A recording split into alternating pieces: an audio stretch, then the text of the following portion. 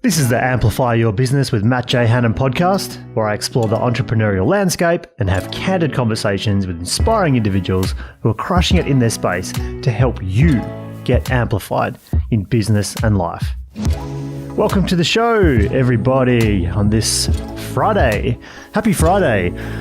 Look, I might actually change the date of when these come, or the day of the week of when these come out, but I'll let you know when that's happening. But for now, happy Friday, and I'll probably let you in on some insights onto that shortly, and when we move dates or days of the week, I shall let you know. But I wanted to talk today. Today's an inside out episode, and I wanted to talk through why you should work for free. I didn't say why you should not work for free. I didn't say maybe. I said why you should work for free.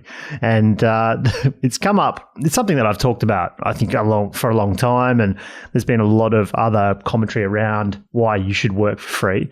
But recently, there was the Muffin Break general manager, Natalie Brennan, complained about entitled millennials and how they were not prepared to work for free to gain workplace experience, blaming social media for giving those seeking work, an inflated sense of self-importance. She got some serious backlash, especially on social media, ironically. But on Twitter, people wrote, Simon Hunter wrote, "Dear Muffin Break, I'm not sure your food and coffee will provide the sustenance I need. I am, however, willing to give you the opportunity to provide me with free food for 6 months. If satisfied, I will happily give you a written recommendation you can use to persuade others." So obviously a bit tongue-in-cheek. Patrick Dangerfield, the footballer, AFL footballer, said, "Damn those pesky millennials, always wanting to be paid for the work they do. Damn them. Hashtag damn them. Hashtag Muffin Break." But despite those comments and many others, I happen to 100% agree with her statement. So, I agree with the concept. I think she actually came back and retracted part of her statement and said, "Hey, you know what? I didn't. Those views weren't the views of my employer, and those views weren't completely, my views as such. And everyone gets paid. But I think the point isn't necessarily around whether you should get paid at Muffin Break, but like, what are you? What's the point of all of this? Why would you do it?" So, for those of you that know Gary V, you probably have seen a guy hanging around called D-Rock, and he wrote an article on Medium, which I'll link up. And if you haven't seen it, it's simply titled, "How I Got My Job for Gary Vaynerchuk." And basically, the story goes, he was a freelance videographer. He was coming back from just a freelance gig at some point, and he wrote Gary an email and said, "Hey, I'd like to work with you." And I think he wrote another few emails, and eventually Gary wrote back to him and said, "Hey, sure, let's check it out." And so he offered to create a free video for him for nothing. He wanted to come out and do it. So he trailed him for a day and made a fairly infamous infamous video now for those that know of Gary Vaynerchuk and certainly D-Rock, called Clouds and Dirt. There's now shoes branded after Clouds and Dirt. There's Gary's using this brand as a sub-brand heavily, but Clouds and Dirt, the video, the short film, I guess, if you will, was what D-Rock did for Gary for free. Within a month of that film, short video being produced, they started working together full-time and have continued to do that for years. So I would pose the question to you, did he do that for free? Yes. Did he receive value from that? Yes. Gary certainly received some value for it, but how much value did D-Rock get for it? Gary probably received less value in that transaction at the time than D-Rock did, because within a month he had full-time employment, effectively working with Gary, doing what he really wanted to do, and that was like straight in the middle of full-time documentation or documenting of content. It's what D-Rock wanted to do. It's what Gary would love to have had done, but D-Rock might not have had that opportunity had he not stepped up and offered to do something for free. So I guess a question that you could ask, or a question that could be asked, is when should you work for free? Like, my view is that you have to be smart and you have to understand. I mean, a lot of the negativity around these sort of, with these tweets, etc., is they're worrying about young people getting taken advantage of. And look, if you're getting taken advantage of, if you're literally just, let's say, sweeping a floor somewhere, you're not building a network, there's nothing else that's coming from it other than you're doing some work for free and you can't find any other form of value, you're being completely taken advantage of, well, you're not getting paid, so just quit. Easy. Simple. There's your answer. I don't think you won't have an employment contract, you won't have anything else, so just quit. So, that said, take that aside. There's a lot that you can learn and a lot that you can take as your advantage when doing some free work. And that might be just as simple as the lesson of, okay, I don't want to do that anymore. At least we know the grass isn't greener. I've had the opportunity to go work in that industry for a minute, and now I know that it's not what I want. So, it's been said, that you should get as close to the sun as you can. And if you're wanting to learn real estate, if you're wanting to learn, about any industry or type of job, like, is there an expert that you can get as close as you can to and do something for free?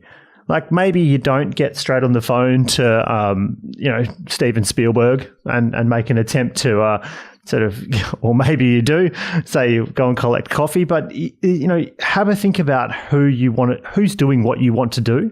And can you get close enough somehow in some form to achieve or let some of the experience, some of the contacts, other things rub off on you? One of the other things that's really interesting and that I've seen a lot of times is I've seen people, let's say they've done a 4-year degree in finance and they're working in a bank and they're like, you know what? I don't want to do this. I want to go into aged healthcare, which is completely fine if that's what they want to do and if that's their vision. But there's no harm in doing some volunteer work. There's no harm in testing out that space. And that's where you have this massive advantage, I think, when you go in and do something for free, that the expectation is typically quite low and you're able to go and find out, like, maybe you just saved yourself an extra 4 years of studying part-time and the career change that you thought you might have wanted. Now you don't want.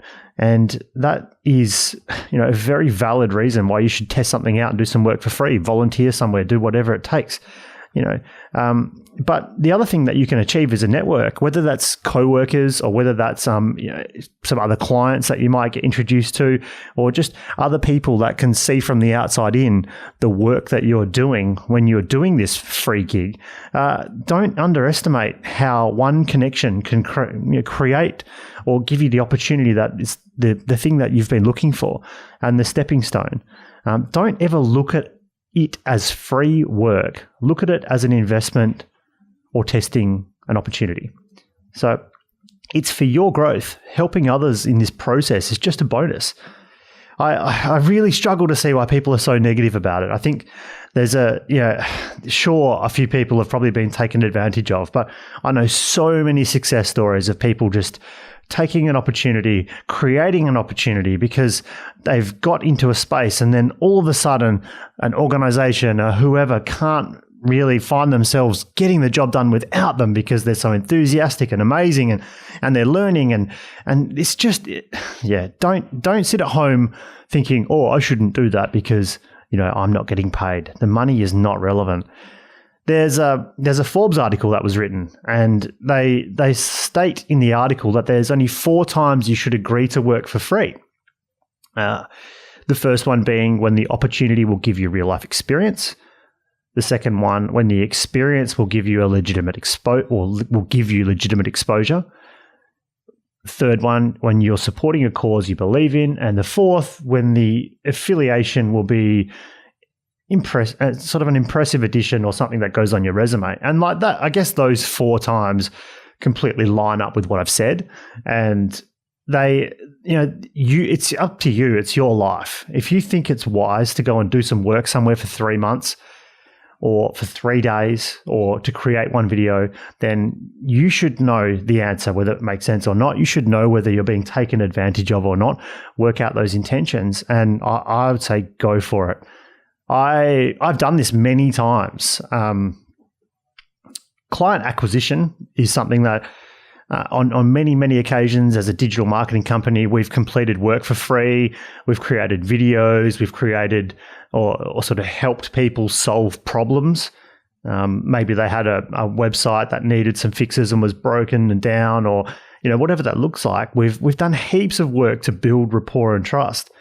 I would highly recommend considering free rather than discounted work, especially on the way in, because discounted work, it's hard to sort of come in and start changing and raising prices. But when you do something and doing that work over and above, it's very hard for them to sort of be too concerned about it. And once you can have that conversation and say, look, this is fine. I've done this for free now, but now this is what it needs to look like going forward. It's just a more comfortable space to come from. We've done heaps of audit style videos where we just send out, to a sort of cold prospect, someone that we've not really familiar with.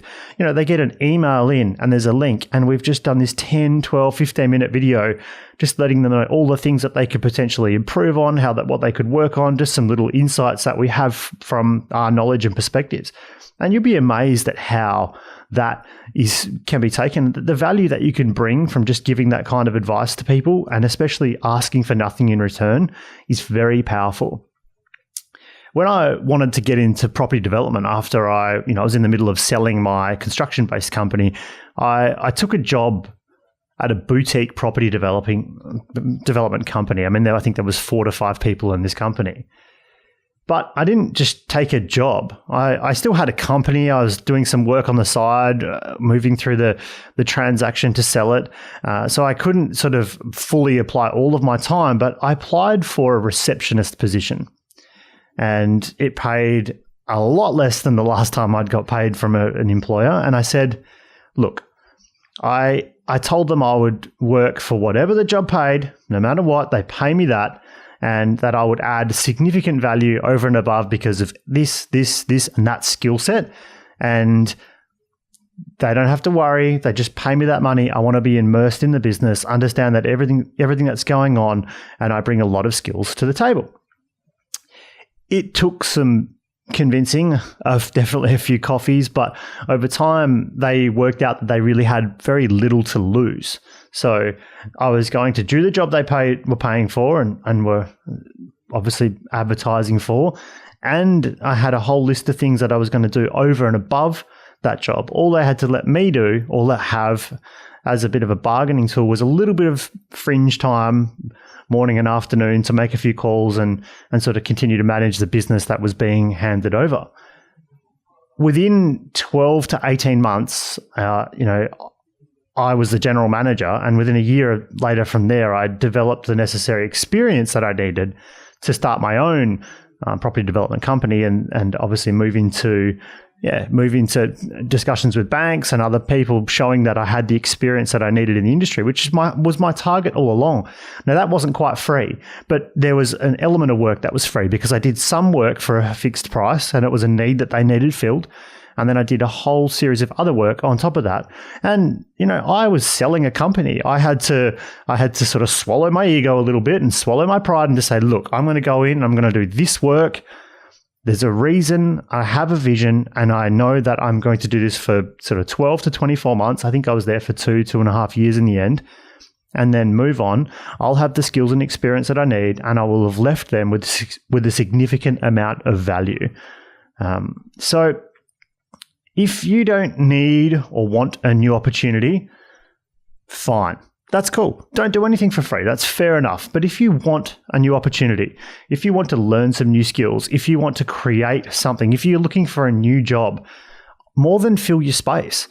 Do a free video, do some free design work, sweep some floors, clean paintbrushes, copy court documents, do whatever you can to get around the people or the places where you believe those opportunities are, because you'll be surprised at how someone might see you doing what you do. If you have a genuine enthusiasm for what you're doing, then people will take notice and an opportunity will present itself. I guess the universe will provide. So stop looking at what you're getting paid in terms of dollars and focus on that value. The potential springboard, the opportunity, the relationship, like whatever this is, I'm sure there's a path in to you achieving what you want. And that is what working for free is all about. So I go back to the Muffin Break thing and, look, maybe you don't want to work for free at a Muffin Break for 3 months, which I don't think that's what they do anyway. But I think the suggestion was they're just not people that are willing to take jobs and to do a bit of work for free in that, to try and obviously win longer term employment and step, and have a move through the building blocks, so to speak. I think that's what this statement and this comment from the Muffin Break general manager was all about. I think the comment was that they want, next level too quickly, and people aren't looking to do the work to grind their way through. Have some patience and take these stepping stones on the way up. But anyway, again, stop looking at what you're getting paid in terms of dollars and just focus on the value. And if you don't think you're getting value in the transaction, and if you're giving something for free and you can't find another style or another type of value that's coming back to you, rethink it and move on and find the next thing. But I 100% agree with the statement that if you do work or for free, you can create value well and truly over and above the amount of money, say per hour, that you should have been paid to do that work. So I hope you enjoyed this episode, guys. I get a little bit passionate about that, and it's certainly something that I've done many times in my career. So I'd love to hear your stories on when you've worked for free and what you've done and how it's changed the course of your career, your life. And hit me up at on Instagram at Matt J Hanham on Instagram or YouTube, or reach out to me on Facebook. And please subscribe to the podcast on iTunes or wherever you listen to this podcast, which is many places now. But please subscribe, please share with a friend, and please leave a review. I love to see and hear from the people that are listening to the content. And I look forward to speaking to you next week.